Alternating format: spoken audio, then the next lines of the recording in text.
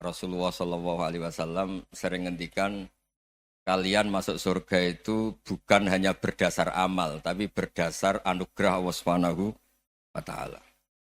Oke, kita sepakat amal kita, perilaku kita, ibadah kita, andaikan dikompensasi dengan nikmat yang Allah berikan, tentu tidak seimbang. Untuk membayar itu saja sudah lunas. Jadi Anda semua tidak berhak masuk apa? Surga. Sehingga di beberapa riwayat dijelaskan ada orang yang 500 tahun ibadah, nggak pernah maksiat. Ditanya sama Allah, kamu masuk surga karena apa? Karena ibadah saya ya Allah. Ya sudah, surga kamu 500 tahun saja, karena ibadah kamu 500 tahun. Ini cerita umur-umur orang dulu. Ya Allah, katanya surga engkau ini selamanya. Ya kalau yang selamanya itu rahmatku, kalau amal kamu terbatas ya surganya sesuai amal kamu ya terbatas. Ya sudah ya Allah, berarti masuk surga saya ini karena fadl engkau, karena anugerah engkau. Itu namanya apa? Diroyah. Diroyah itu satu kajian analisis di mana kita percaya riwayat, tapi kemudian punya logika, punya diroyah. Ini penting supaya tauhid kita ini kuat. Jadi dulu ada orang yang sangat cerdas, namanya Jubair bin Mut'im. Dia saking cerdasnya, juga kaya, juga tokoh, dikirim sebagai delegasi pembebasan Asra Badrin, tawanan Badar. Kemudian pas datang ke Masjid Nabawi, Nabi delalah pas baca Wattur wa kitabim mastur. Sampai pada titik Nabi baca Am khuliku min ghairi syai'in am humul khaliqun.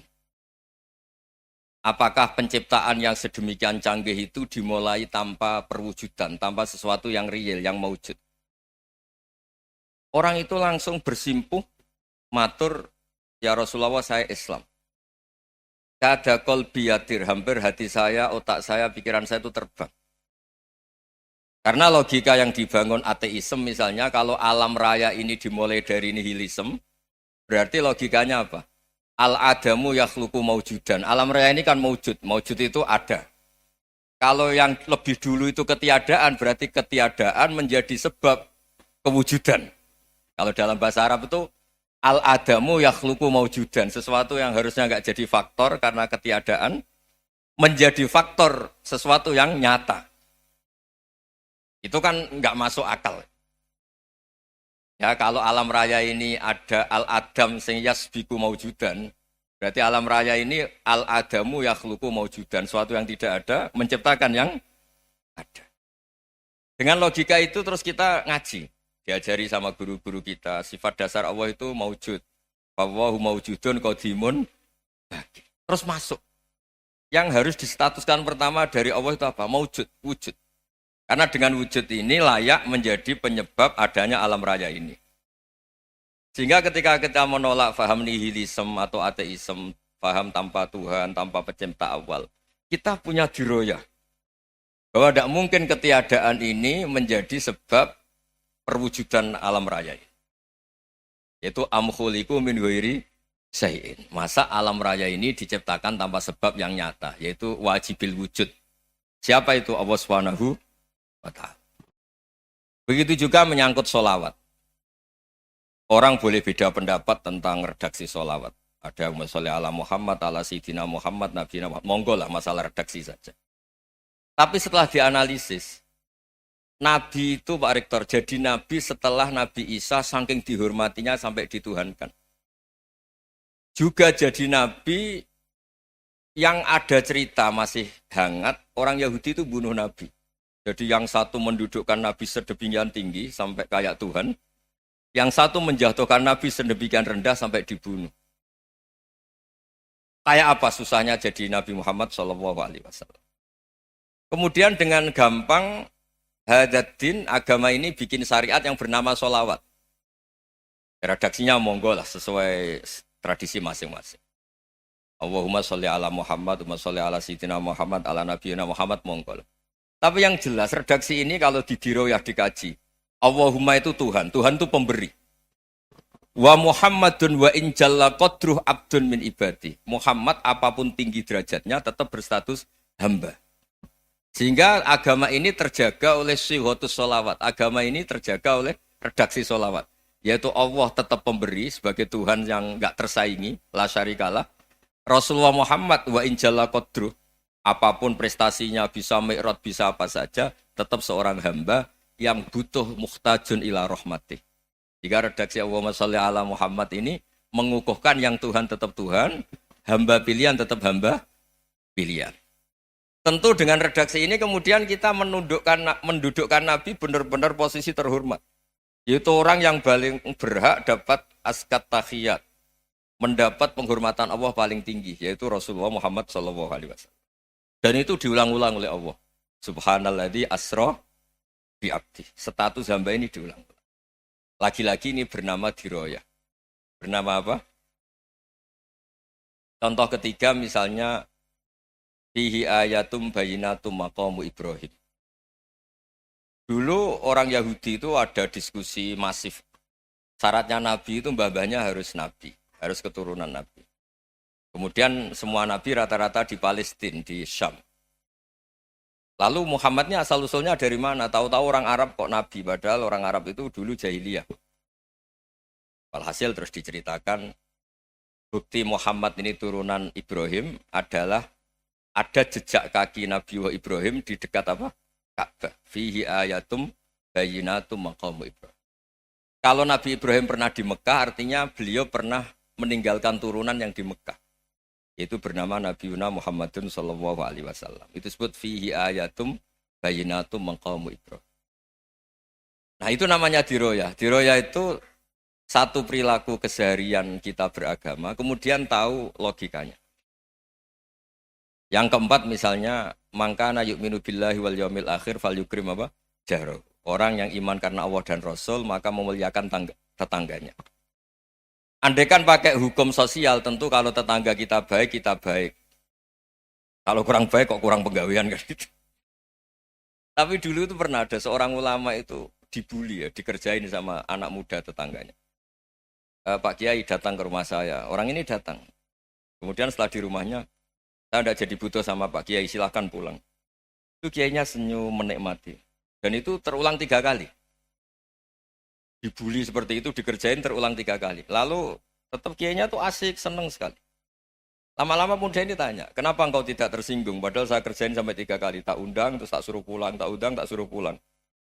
Kata Kiai tadi, yang memerintahkan baik sama tetangga itu Allah. Jadi saya nikmati ketika bisa baik sama Anda. Tidak ada urusannya dengan perilaku Anda yang menolak saya. Nah itu terus kita tahu, memang motifnya kita baik sama tetangga karena iman sama Allah dan Rasul, bukan hukum kompensasi sosial. Jadi kalau mau diteruskan Pak Rektor, saya ngajar di sini ya karena perintah Allah itu orang alim harus ngajar, bukan karena perintah Rektor. Kalau diteruskan. Ya saya mohon juga gitu para dosen, para karyawan di sini kalau nggak khianat dengan UI itu karena takut sama Allah, jangan takut sama rektor. Kalau Anda baik juga karena Allah, jangan baik karena apa? Rektor. Bagaimanapun ya semua kita ini makhluk. Makhluk itu la yadurru wa la yanfa. Begitu juga melihat Indonesia. Melihat saya ini kan ikut di UI itu lama sekali ikut sama Profesor Zeni dari Profesor Zeni nulis tafsir. Mungkin Pak Harsoyo tahu banyak, dulu Pak Lutfi ya tahu banyak. Tapi saya memang nggak pernah terbuka karena ya memang nggak ingin sebenarnya. Kondisi ini kondisi darurat. Sehingga saya tahu cara berpikir Profesor Zaini, ya tahu komitmen beliau pada UI. Dan pendiri UI memang ya banyak yang dari tokoh NU, Muhammadiyah, dari tokoh-tokoh ormas yang lain. Memang didirikan banyak orang. Hingga UI memang nggak milik ormas apa tertentu. Dari satu sisi memang baik, nggak dikuasai ormas tertentu. Tapi nanti kalau keterusan ya nggak berbentuk. Ya sudahlah dikelola saja. Sambil-sambil jelas, sambil-sambil kadang nggak jelas. Yang penting ikhlas tadi. Karena kalau terlalu asobia itu jadi repot. Kita ini yang nekuni fikih itu tahu. Kalau tidak kuno itu madhabnya Hanafi. Kuno itu madhabnya Syafi'i. Tahu-tahu seakan-akan Imam Syafi'i itu NU, Imam Abu Hanifah itu Muhammadiyah. Padahal ini orang-orang yang sebelum NU dan apa? Muhammadiyah. Jadi kalau kita yang nekuni ilmu itu biasa saja dengan perbedaan. Tapi kalau orang-orang yang nggak siap dengan perbedaan itu sampai Allah disifati Ta'ala itu tidak terima. Padahal Ta'ala itu maknanya Maha Luhur, yang Maha Agung. Jadi ada seorang kiai kebetulan pidato pertama Pak Rektor. Assalamualaikum warahmatullahi ta'ala wabarakatuh. Ilmu balik kedua ini nggak terima karena itu dianggap bid'ah ada Ta'ala. Makanya dia bilang assalamualaikum warahmatullahi wabarakatuh. Itu saking asobiahnya itu Allah ditambahi ta'ala itu tidak terima. Padahal ta'ala itu maknanya maha agung. Nah itu kan jadi repot kalau asobiah gitu. Kalau kita ngadepi perbedaan itu biasa saja. Karena kita mungkin bacanya banyak, lihat hal-hal seperti itu ya biasa saja. Karena dulu itu perbedaan itu urusan sudut pandang. Ya saya ulang lagi, perbedaan itu sudut. Allah yang Tuhan saja sering didebat sama nabi-nabinya. Karena urusan sudut pandang apa? Saya beri contoh ya. Suatu saat Khalilur Rahman Ibrahim itu saatnya meninggal sama Allah, Israel disuruh. Israel itu Ibrahim saatnya meninggal, ambil nyawanya. Setelah datang ke Ibrahim, ya Khalilur Rahman Ibrahim, saya disuruh nyabut nyawa Anda. Itu Israel dipaksa mikir sama Ibrahim. Hal ra'aita khalilan yumitu khalilah. Kamu tahu orang yang mencintai kemudian bunuh yang dicintai. Itu logika agak benar. Akhirnya Israel kan nggak biasa debat, kan nggak dilatih debat, nggak pernah ikut lomba UI debat ilmiah. Dia taunya nyambut nyawa aja. Kembali ke Allah. Ya Allah, kata Ibrahim, hal ra'aita khalilan yumitu khalilah. Masa kekasih bunuh yang dicintai ya. Tapi kata Allah santai. Bilang ke Ibrahim, hal ra'aita habiban yakrahu ayyalqa habibah. Masa katanya dia cinta saya, kemudian ketemu saya tidak berani. Israel mater lagi. Logikanya gini Ibrahim, masa yang dicintai sama yang ketemu yang dicintai nggak berani. Ya udah ketemu aja. Katanya yang meninggal itu. Artinya kamu bisa saja GR tidak mati-mati karena merasa dicintai. Atau ingin mati karena mencintai. Nah maksud saya, dalam hal-hal seperti ini orang UI pasti gak jelas. Katanya cinta Allah suruh mati ya gak mau. Gak jelas kan? Dibilang gak cinta juga gak mau. Tapi dibilang cinta kalau ukurannya mati juga gak mau. Nah, tapi dalam banyak hal gak jelas itu penting Pak Rektor. Penting sekali. Buatan Buyan, saya beri contoh sekian ilmiah, gak jelas itu penting. Rasulullah SAW itu dalam banyak hal itu disuruh Allah, memang disuruh supaya ngambil sikap seperti itu. Karena Allah itu punya otoritas penuh untuk bikin orang itu baik atau tidak baik. Wahsy itu yang membunuh Sayyid Hamzah, orang paling dicintai Nabi di antara yang dicintai Nabi. Qatalahu Wahsyun, dibunuh oleh Wahsy. Nabi secara basarnya itu nggak suka sama Wahsy. Sampai cara lahir ya ingin corong Jawa ingin masuk nol. Tapi apa kata Allah? Laisa laka minal amri syai'un aw yatuba alaihim aw yu'adziba. Itu tidak wilayah kamu Muhammad. Malah Wahsy dikasih tobat sama Allah. Khalid bin Walid. Itu perang Uhud kalah itu karena ide brilian Khalid bin Walid. Pas itu masih panglima kafir. Yaitu pura-pura kalah, ghanimah dilepas, sahabat turun, pasukannya naik, walhasil orang Islam kalah. Khalid bin Walid akhirnya juga masuk Islam. Orang yang secara basariah Nabi itu gak siap. Kebalikannya juga ada. Sa'labah itu orang sampai tempat gelar hamamatul masjid. Ini pas ngaji mesti ingat. Salam. Dia di masjid terus. Setiap habis salam tuh lari. Karena istrinya nyuwun sewu masih berpakaian yang tidak pantas. Kenapa engkau terburu-buru pulang?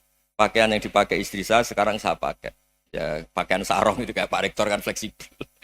Ini khusus mau Ramadan. Tidak akan sarungan terus. Gak usah khawatir. Jadi ini tadi sudah perjanjian. Saya yang kiai celananan, beliau yang rektor pakai sarung. Jadi, iya. Supaya itu barter madhab.